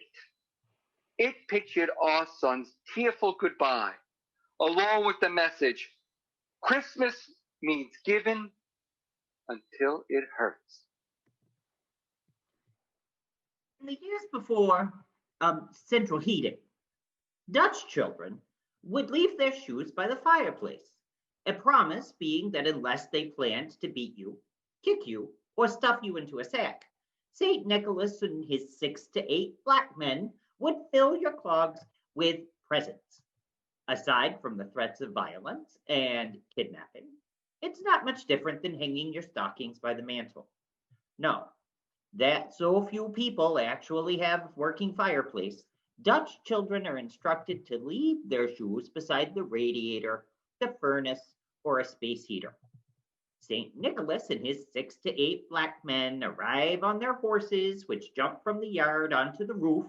At that point, I guess they either jump back down and use the door or stay put and vaporize through the pipes and the electrical cords. Oscar wasn't too sure on the particulars, but really, who can blame him? I mean, we have the same problem with our Santa. He's supposed to use a chimney, but if you don't have one, he still manages to get in. It's best not to think about it too hard. Let me just lay my cards on the table and give it to you straight. You are poor people, but you don't deserve to be. I've spent some time in this area, and I've seen your pathetic ramshackle houses resembling so many piles of firewood. These are places I wouldn't use to store my lawnmower, let alone raise a family. People in our inner city ghettos are riding around in brand new Jeeps. You walk to church every Sunday just lucky to have shoes on your feet. It doesn't have to be that way. Here it is, Christmas Day, and your children probably woke to find a knee sock full of twice chewed gum or a doll made out of used Band-Aids. I'm not putting down handmade gifts, but don't they deserve something better than what you could currently afford to give them? I'm going to be honest with you people. The truth is that your minister is not just running late for this morning's service. He's right outside this building, settled comfortably into the backseat of my car. I'd approached him a few days ago asking if I could address the congregation. He said, "No, sir, you may not." Then I showed him some blueprints drawn up by one of our country's most prestigious architects. They're the plans for your new church, people, because this one is coming down. Hold for applause. The bulldozers are arriving first thing tomorrow morning to begin construction of a magnificent temple designed by the same man who brought us the Wasp's Head Convention Center in Houston, Texas. The new steeple will playfully resemble a hypodermic needle. You'll have stainless steel pews, a burnished concrete altar so big even the Catholics will be jealous. This new church is a Christmas present, a very expensive Christmas present from me to you with no strings attached. But a new church won't put food in your stomach or pay the doctor's bills the next time little Jethro swallows a fistful of thumbtacks. What if I was to tell you that in return for one small favor, I'd be willing to offer a little help in that direction? Ladies and gentlemen, this is one year Santa's definitely coming to town. Question is, do you welcome him with open arms, or do you turn him away, much like a certain woman and her devious brother to whom money means nothing? Before calling out for Kason or checking on the baby, I instinctively phoned the police. I then stood there, stock still in the living room, staring at my shopping bags until they arrived. 27 minutes later, at the sound of the squad car in the driveway, Kason made an entrance, parading down the stairs in a black lace half slip and a choker made from the cuff of Kevin's old choir robe. "Where is the baby?" I asked her. "Where is Don?" Accompanied by the police, we went upstairs into the nursery and stood beside the empty crib. "Where is my grandchild, Don? What have you done to the baby?" Kason, of course, said nothing. It is part of her act to tug at her hemline and feign shyness when first confronted by strangers. We left her standing there while the police and I began our search. We combed the entire house, the officers and I, before finally finding the helpless baby in the laundry room, warm but lifeless in the dryer. The autopsy later revealed that Don had been subjected to a wash cycle. Hot wash, cold rinse. And he died long before the spin cycle, which is, I suppose, the only blessing to be had in this entire ugly episode. I am still to this day haunted by the mental picture of my grandchild going through such brutality. The relentless pounding he received during his 45 minutes in the dryer cycle is something I would rather not think about. The thought of it visits me like a nightmare. It comes especially to my mind, and I put my hands to my head, desperately trying to drive it away. One wishes for an only grandchild to run and play, to graduate from college, to marry and succeed, and not to, I can't even say it. The shock and horror that followed Don's death is something I would rather not recount. Calling our children to report the news, watching the baby's body small as a loaf of bread as it was zipped into a heavy plastic bag. These images have nothing to do with the merriment of Christmas, and I hope my mention of them will not dampen your spirits at this special and glittering time of the year. The evening of December 16th was a very dark hour for the Dunbar family. At least with Kason in police custody, we could grieve privately, consoling ourselves with the relief that justice has been carried out. How foolish we were! While 8 flying reindeer are a hard pill to swallow, our Christmas story remains relatively dull. Santa lives with his wife in the remote polar village and spends one night a year traveling around the world. If you're bad, he leaves you cold. If you're good and live in America, he'll give you just about anything you want. We tell our children to be good and to send them off to bed, where they lie awake anticipating their great bounty. A Dutch parent has a decidedly hairier story to tell. Listen, you might want to pack a few things of yours together before going to bed. The former Bishop of Turkey will be coming tonight along with 6 to 8 black men. They might put some candy in your shoes. They might just stuff you into a sack and take you back to Spain. Or they might just pretend to kick you. We don't know for sure, but we want for you to be prepared. This is the reward for living in the Netherlands. As a child, you get to hear this story. As an adult, you get to turn around and repeat it. And as an added bonus, the government has thrown in legalized drugs and prostitution. So what's not to love about being Dutch? We were the toast of the neighborhood that holiday season. Back on top where we belonged. Beth and I were the couple to have at any cocktail party or informal tree trimming. Where are those super generous people with that delightful Christmas card, someone would ask. And the host would point in our direction while the Cottinghams bitterly gritted their teeth. As a last-ditch effort to better their names, they donated their horse-faced daughter Eileen to a crew of needy pirates. But anyone in the know could see it as the desperate gesture it really was. Once again, we were the ones everyone wanted to be with, and the warm glow of their admiration carried us through the holiday season. We received the second helping of all earlier the following summer when the boys were discovered dead in what used to be Doug Cunningham's motorized travel sauna. The neighbors all wanted to send flowers, but we said we prefer them to make a donation in our name to the National Sauna Advisory Board or the Sex Offenders Defense Fund. This was a good move, and soon we had established ourselves as Christ-like. The Cottinghams were, of course, furious and immediately set to work on their tired game of one-upsmanship. It was most likely the only thing they thought of about the whole time, but we didn't lose any sleep over it. For that year's holiday card, we had settled on the theme, Christmas means given until it bleeds.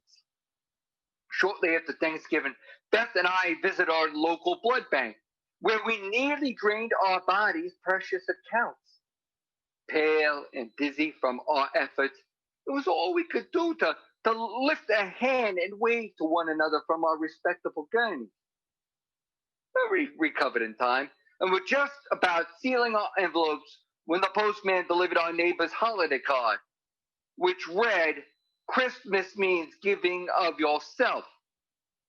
The cover pictured Doug lying outstretched upon an operating table as a team of surgeons studiously removed his glistening Cottingham lung. Inside the card was a photograph of the organ's recipient, a haggard coal miner holding a sign that read, Douglas Cottingham saved my life. Now, how dare he? Beth and I practically invented the theme of medical generosity, and it drove us mad, that smug, superior expression seeping from beneath our neighbor's surgical mask. Now, any long married couple can, in times of crisis, communicate without speaking. That fact was illustrated as my wife and I suddenly leapt into action. Throwing down the half-sealed envelope, Beth called the hospital, while I contacted a photographer from our car phone. Arrangements were made, and before the night was over, I donated both my eyes, a lung, one of my kidneys, and several important veins surrounding my heart. Having an unnatural attachment to her internal organs, Beth surrendered her scalp, her teeth, her right leg, and both breasts. Now, it wasn't until after surgery that we realized my wife's contributions were non-transferable, but by that time it was too late to sew them back on. She gave her scalp to a startled cancer patient, made a Kate-shaped necklace of her teeth, and then brought the leg and breast to the animal shelter, where they were hand-fed to a litter of starving border collies. That made the local evening news, And once again, the Cottinghams were green with envy at our good fortune. Now, donating organs to human was one thing, but the community went wild over what Beth had done for those poor abandoned puppies. At each and every holiday party, our host would beg my wife to shake their dog's hand or pass a blessing over the shell of their ailing tortoise. Now, the coal miner recipient of Doug Cottingham's lung had died when his cigarette set fire to the sheets and bandages covering his chest. And now their name was practically worthless. You know, flying in early this morning, I thought I might offer each of you a brand new car, $1,000 in cash. Now, though, looking out over your kind, sallow faces, I'm thinking of upping that to a brand new car, a factory fresh side-by-side refrigerator freezer, and $1,200 cash. Sound good? Raise eyebrows and make eye contact. That's what I promise to give each and every one of you if you can convince this young woman to help me tell her story. Apparently, the finer things in life mean nothing to her, and so be it. But is it fair for her to force you, her friends and neighbors, to suffer that same lifestyle? By refusing to sign my contract and spend an afternoon recounting the facts to me and my top-notch writers, this young woman is ensuring that none of you will ever experience the pleasures that most civilized people take for granted. She'll be saying, fine, let their newborn babies die of malnutrition and staph infections. She's lost her son the hard way, and maybe in her mind you should too. Me, I'm more than happy to provide you with a clean and modern building in which to hold their sad little funerals. If, however, you want the money to prevent such wasteful, untimely deaths, you'll have to talk it over with your so-called sister. Maybe you can reason with her. Is this the Christmas your holiday dreams come true, or is it the day you discover just how petty and spiteful one person can truly be? If, like her, you're not interested in monies, cars, appliances, you could still convince her to sign the contract and then donate your rewards to charity. You'd have a hard time finding people less fortunate than yourselves, but if that's your bag, I'd be more than happy to respect it. Giving is what the holiday season is all about. I'm giving you a brand new church, and you don't even have to thank me for it if you don't want to. That's not why I gave it. And if you don't want to repay me by talking some sense into your friend, then I'll just take it on the chin and head on home. I'm just wondering how easy it will be to sleep tonight in your threadbare blankets and Christian ethics, knowing that somewhere outside your plastic-paned windows, an old crippled woman is begging for coins in some glass-filled gutter because you were too wrapped up in yourself to give her a side-by-side refrigerator freezer. Because let me tell you something, not giving is no different than taking. Good point. Let that sink in. Kevin Tubby Matchwell is the 11-year-old porker tackling the role of Santa with a beguiling authenticity. The false beard tended to muffle his speech, but they could hear his chafing thighs all the way to the North Pole. Still, though, the overwrought production tended to mirror the typical holiday meal, in that the butterball can't save the day when it's packed with too much stuffing. The bitter tears were still wet upon our faces when the police returned to Tiffany Circle, where they began their ruthless questioning of yours truly. Through the aid of an interpreter, Kason had spent a sleepless night at police headquarters constructing a story of unspeakable lies and betrayal. While I am not at liberty to discuss her exact testimony, allow me to voice my disappointment that anyone, let alone the police, would even think of taking Kason's word over my own. Now, how could I have placed a helpless child in the washing machine? Even if I were cruel enough to do such a thing, when would I have found the time? I was out shopping. You may have read that our so-called neighbor, Cherise Claremont Shea reported that she witnessed me leaving my home at around 1:15 on the afternoon of December 16th, and then 20 minutes later, allegedly parked my car on the four corner of Tiffany and Papa George. And in her words, creep through her backyard and in through her basement door. Now, Cherise Claremont Shea certainly understands the meaning of the word creep, doesn't she? She's been married to one for so long that she has turned into something of a creep herself. Now, how many times have I opened the door to Cherise, her face swollen and mustard colored, suffering another of her husband's violent slugfest? She's been smacked in the face so many times, she's lucky if she can see anything through that swollen eyes of hers. If the makeup she applies is any indication of her vision, then I believe it is safe to say she can't see 2 inches in front of her, much less testify that's the identity of someone she might see crossing her yard. She's on pills and everybody knows that. She's desperate for attention, and I might pity her under different circumstances. I did not return home early and creep through the Shay's unkept backyard. But even if I had, what possible motive could I have had? Well, why would I, as certain people have been suggesting, want to murder my own grandchild? Now, this is madness, pure and simple. It reminds me of a recurring nightmare I often have, wherein I am desperately trying to defend myself against a heavily armed hand puppet. The grotesque puppet angrily accuses me of spray painting slogans on his car. I have, of course, done no such thing. This is insane, preposterous, I think to myself. This makes no sense, I say, all the while eyeing the loaded weapons in his small hands and praying for this nightmare to end. Cherise Claremont Shea has no more sense than a hand puppet. Well, she has 3 names. And the others who have made statements against me? Chaz Staples and Vivian Taps. They were both at home during a weekday afternoon doing guess what while their spouses were hard at work. What are they doing, huh? I feel it is of utmost importance to consider the source. Now, these charges are ridiculous, yet I must take them seriously as my very own life may be at stake.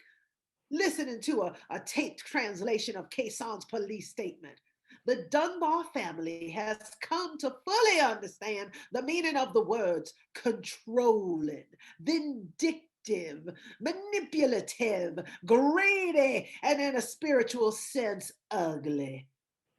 Not exactly the words one wishes to toss about during the Christmas season, huh? Oscar finished his story just as we arrived at the station. He was an amiable guy, very good company. But when he offered to wait with me till the train arrived, I begged off. I claimed I had some calls to make. Sitting alone in the vast, vibrant terminal, surrounded by thousands of polite, seemingly interesting Dutch people, I couldn't help but feel second rate. Yes, the Netherlands is a small country, but it had 6 to 8 Black men and a really good bedtime story. Being a fairly competitive person, I felt jealous, then bitter, and then I was edging toward hostile when I remembered the blind hunter in Michigan forest. He may bag a deer. He may happily shoot a camper in the stomach. He may find his car. Or he may wander around for a week or 2 before stumbling through your back door. We don't know for sure. But in pinning that license on his chest, he inspires the sort of narrative that ultimately makes me proud to be an American. Once again, the sadists at the Jane Snow Hernandez Middle School have taken up their burning pokers in an attempt to prod A Christmas Carol into some form of submission. I might have overlooked the shoddy production values and dry, leaden pacing, but these are sixth graders we're talking about. They ought to know better. There's really no point in adapting this Dickensian stinker unless you're capable of looking beyond the novel's dime store morality and getting to what little theatrical meat the story has to offer. The point is to eviscerate the gooey center. But here, it's served up as the entree, and a foul pudding it is. Most of the blame goes to the director, 11-year-old Becky Michaels, who seems to have picked up her staging secrets from the school's crossing guard. She tends to clump her actors, moving them only in groups of 5 or more. A strong proponent of trendy racially mixed casting, Michaels gives us a black Tiny Tim, leaving the audience to wonder, what, is this kid supposed to be adopted? But it's a distracting move, wrong-headed and pointless. The role was played by young Lamar Williams, who, if nothing else, managed to sustain a decent limp. The program noted that he'd also recently lost his right foot to diabetes, but was that reason enough to cast him? As Tiny Tim, the boy spends his stage time essentially trawling for sympathy, stealing focus from even the brightly lit exit sign.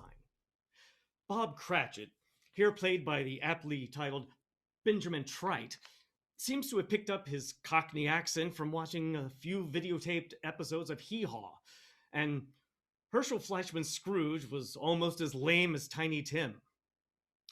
The set was not without charm, but Jody Lennon's abysmal costumes should hopefully mark the end of a short and unremarkable career. I was gagging from the smell of spray-painted sneakers, and if I see one more top hat made from an oatmeal canister, I swear to God I am going to pull a gun. I was going to leave you with that thought, but as long as I'm here, let me add a little something else. Even if you refuse to reason with this young woman, I will still produce my holiday special. This, though, will be my story, requiring the help from no one. It will be about a small group of so-called evangelical Christians so busy rolling on the floor and beating their tambourines that they've forgotten what Christmas really stands for. It won't have an uplifting message or, any of that stuff. It'll be a good 20 million children off to bed thinking that perhaps this God person isn't really everything he's cracked up to be. And maybe they're celebrating the birthday of a con artist, no different than the stick figures worshipped by the pygmies or the Muslims.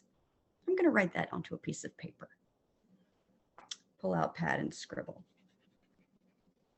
And hand it to one of my associates just as soon as he returns from his vacation in Bahu Rahu. I'd prefer to do the more compelling story of your young friend, and that, ladies and gentlemen, is up to you. It takes time to produce a top-notch holiday special, and my people need to get on the stick before we're going to have something ready for next Christmas. Do the catering trucks roll into town next week, loaded down with cola and mouth-watering pastas, free of charge to any shabbily dressed church member wanting to earn good money as an extra? Or do we film an uglier version of the story on some faraway soundstage? 1 year from today, will you be seated on a nice new sofa, watching as this young woman's heart-wrenching miracle is brought to life on your widescreen TV? Or will you be picking the thorns out from your toes and wondering where you went wrong? Maybe you can let things happen on their own sweet time, but me, I can't wait that long. I have a plane to catch earlier this afternoon, and so that leaves you 3 hours to hash things over with your young friend. That's 3 hours without commercials, which amounts to 2 hours and 12 minutes in my time. Your minister has refused to address the topic of this holiday sermon, so he'll be talking about something else. Eventually, though, he'll stop talking. You'll have to start thinking. And I would advise you to think carefully. All I'm asking for is a few details. The little things, details, but they can make all the difference in the world when it comes to fulfilling a dream. Maybe while you're thinking, you can entertain a few detailed dreams of your own. I want you to imagine yourselves leaning back against the warm, fragrant upholstery of a brand new automobile. Your healthy children are still fighting over who got to ride in the front seat. you don't allow that to bother you. In time, they'll return to their attention to those bounty of toys lying at their feet. Back at the house, the ice cubes are eagerly awaiting the kiss of a finely aged bourbon. And there's still enough money in your wallet to make your neighbors jealous. It's Christmas Day, and all is right with the world. We were at the Hepplewhite's Christmas Eve party when I overheard Beth whisper, "That Doug Cunningham couldn't even donate a decent lung." Oh, she laughed then, long and hard, and I placed my hand upon her shoulder, feeling the gentle bite of her keepsake necklace. I was no doubt drawing a good deal of attention myself, but this was Beth's night, and I gave it to her freely because I was such a generous person. We were a team, she and I, and while I couldn't see the way people were looking at us, I could feel it, just as surely as I sensed the warmth cast off by the Hepplewhite's roaring fire. There would be other Christmases, but I think Beth and I both knew that this one was special. In a year's time, we would give away the house, our money, and what remained of our possessions. After scouting around for a right neighborhood, we would move into a village of cardboard boxes located beneath the Ragsdale Cloverleaf. The Cottinghams, true to their nature, would move into a smaller box next door. The begging would go on relatively well during the holiday season, but come deep winter, things would get hard, and we'd be visited by a wave after wave of sorrow and disease.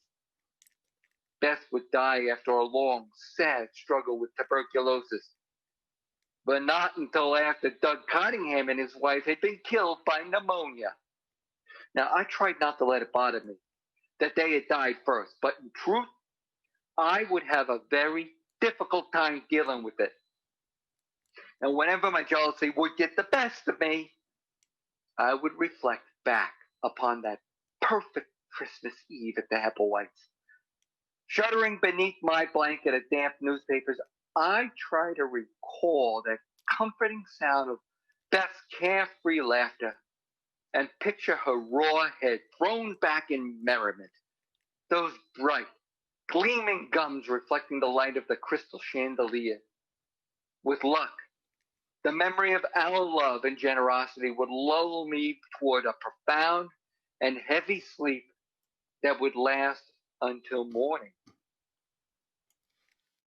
The problem with all these shows just stems particularly from the maddening eagerness to please. With smiles stretched as tight as bungee cords, these hopeless amateurs pranced and gambled across our local stages, hiding behind their youth and begging, practically demanding we forgive their egregious mistakes. While billing themselves as holiday entertainment, none of these productions came close to capturing the true spirit of Christmas. This glaring irony seemed to escape the throngs of ticket holders who ate these undercooked turkeys right down to the bone. Here were audiences that chuckled at every technical snafu and applauded riotously each time a new character wandered onto the stage. With the close of every curtain, they leapt to their feet in one ovation after another, leaving me wedged into my doll-sized chair and wondering, is it just them, or am I missing something?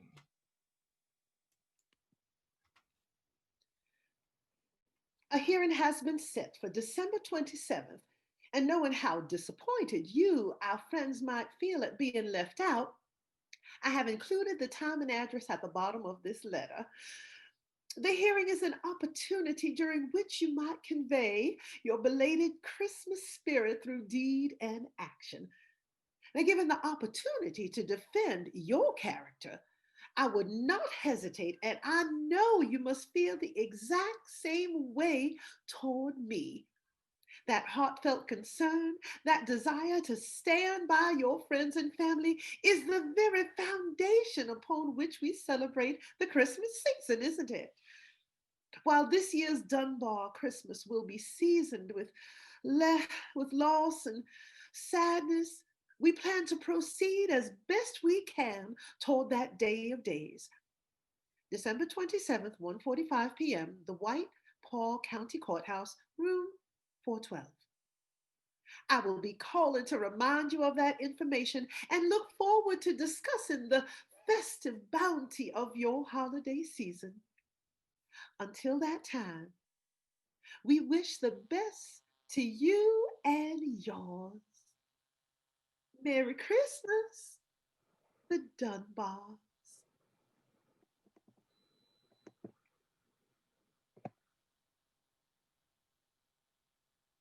Merry Christmas. Merry Christmas. Merry Christmas. Best of holidays. Merry Christmas.